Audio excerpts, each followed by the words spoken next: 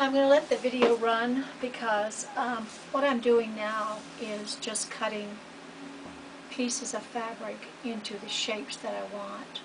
So these flowers, I'm actually going to cut the petals out of them for the fairy clothing.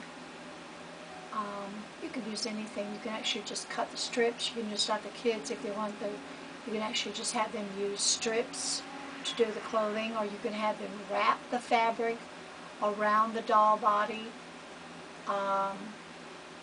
You can have shapes cut out for them to use to make their clothing. You can use ribbon.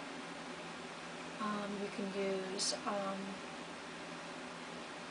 lace. You can use pieces of doilies. Doilies are nice. You can actually get some doilies and have them use the doilies for the clothing. Also, you can use flower petals. I've used large flower petals, like artificial flowers that you get at Michael's. That's really cool to make the doll clothes too. And I think that as you work with this, you'll come up with your own ideas, because I kind of did that myself. When I started working, I was doing things fairly simple, and then I just came up with my own ideas and experimented with the fabric and experimented with the different dolls that I'm making now. The small dolls that I started off with actually started off very simple. You know, like I did not do elaborate outfits. But gradually, you know, as you work with it, you come up with your own ideas. So you can get all kinds of fabric. You can even have the kids bring their own fabric if you want. Or you can go to thrift stores and get a whole bunch of old fabric that is relatively inexpensive. This is a tablecloth. No, it's actually a curtain. Yeah, it's a curtain. So you can actually cut pieces apart, pieces of curtain apart, and that makes a neat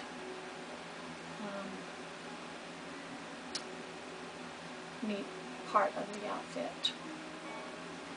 You can also dye or use watercolor or watered down acrylic paint to color pieces of fabric. So if you have some white fabric, you can actually dye it by using watered down acrylic paint or a watercolor to just put a little bit of color to the white cloth.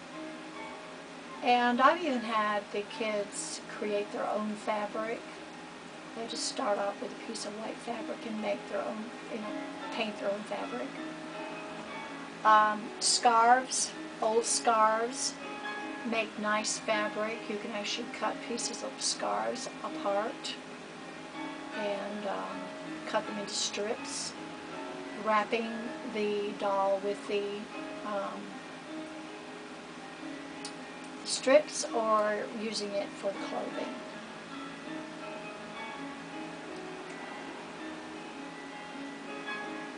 So what I'm doing is I'm cutting lots of pieces out to create a layered effect.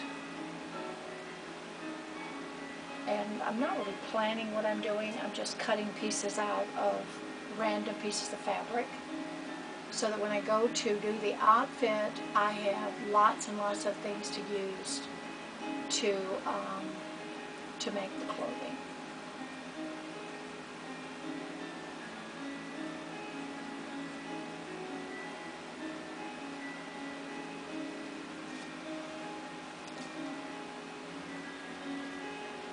You can do these dolls according to seasons too.